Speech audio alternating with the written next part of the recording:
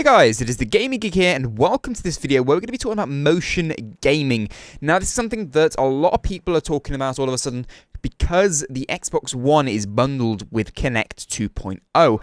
Now, some people are saying that they don't want to get the Xbox One because it has Kinect, and because they have to buy it, and it kind of pushes up the cost of the Xbox One, so therefore, why should I have to have something that I don't even want to use?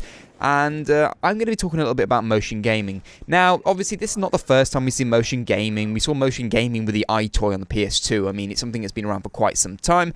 But considering that, it's not taking off very well, is it? It's not something that we all use, You wouldn't go to your friends and go, oh, have you seen that amazing Kinect game or that amazing PlayStation Move game, They're not selling very well, and that's something that Microsoft are trying to change by bundling the Kinect with the Xbox One. By doing that, they're hoping that developers will be more prepared to make AAA titles include Kinect controls, because everyone that has an Xbox One will have a Kinect. At the moment, a lot of the developers aren't making any good games for Kinect because the audience isn't there, and if the audience isn't there, the money isn't there. Therefore, why lose out on money by making something for a device that just doesn't have the audience? So we can completely understand why there hasn't been any decent games, but Microsoft is trying to change that. Do I agree with that? Do I not agree with that? I agree with that in some ways. I agree that sometimes you do have to make something compulsory to get the best out of it. But in other ways, I don't think it's going to change it at all. If the Xbox is doing Kinect and then PlayStation is saying, well, Move is optional, any multi-platform titles aren't really going to pay much attention to motion gaming because they're only going to be any good for, half of their platform list, or a quarter of their platform list. If they're making it for the PC, for the PS4 and the 360, only a third of that is actually going to, the Xbox One, only a third of that is actually going to be, any use if they add in any motion controls. Alright, there'll be some people that will have the PlayStation Eye, but that's going to be a very, very small amount, I'm sure. So, is it going to work?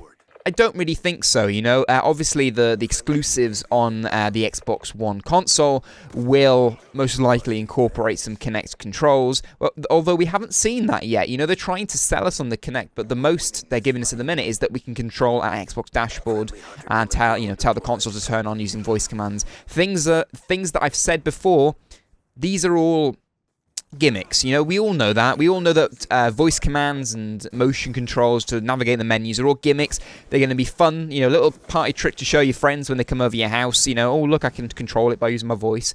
Same as Siri, but it wouldn't be something I use day to day. I don't use Siri day to day. I occasionally use Siri when I'm really lazy and I want to check the weather and things like that. But day to day, no, because day to day it is easier for me to go through my phone and just do it.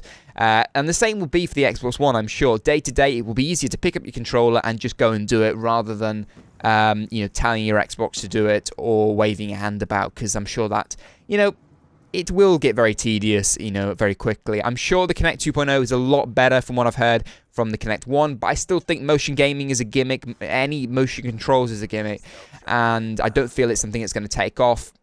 As hard as Microsoft's pushing it, it's still not going to make much of a difference, and that's just how I feel about it. So, hopefully for this video, you've kind of understood maybe why Microsoft are going down that route. They are trying to standardize it. I understand by making something standard that you have more chance of making it work, but people aren't buying it, man. Microsoft, you should be showing them why. You should be showing them, AAA titles which have amazing Kinect integration, I've heard, about things that could be done, but you've really got to see it to believe it, and actually see there are good games going to be supporting it.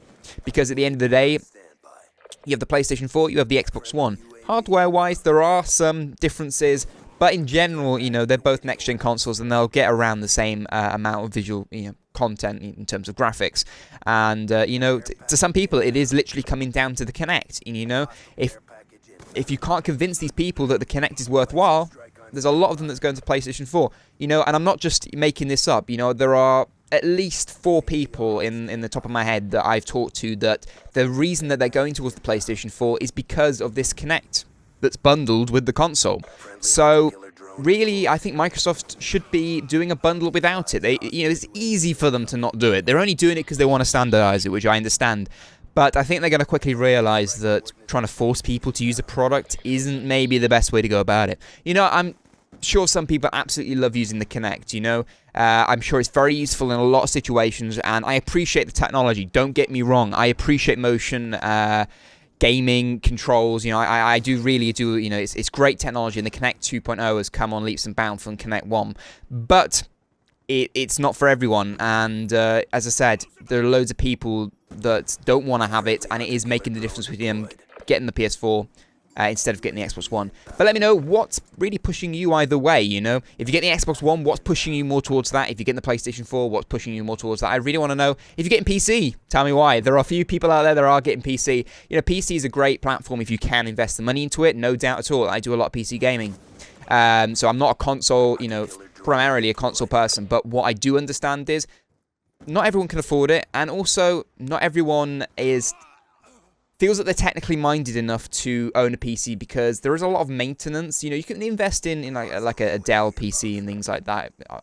Other brands are available. I don't know why I said Dell. I just said Dell, all right? Not saying they're a good brand, but Dell, okay? Before I get any hate on saying Dell, because I'm not a Dell fan. Trust me, I've never owned a Dell laptop in my life or a Dell computer. And I custom build my own PCs. So, you know, for some people, it does seem a bit, you know, overwhelming that, you know, they always think that you have to upgrade it so often, and you do in some sense, but you can get away with, you know, a £500 PC that will do you really, really well. Anyway, I'm rambling on there. Thank you guys for watching the video. If you did enjoy it, don't forget to hit that like button. Leave any feedback or that question, your answer, which one do you want, the PS4 or the Xbox One? What's pushing you that way? In the comment section down below. Favorite it. Never asked that before, but do that if you want. You know, it's up to you. Yeah, like the video if you enjoyed it, and I'll see you in the next video. As always, drink tea and game on.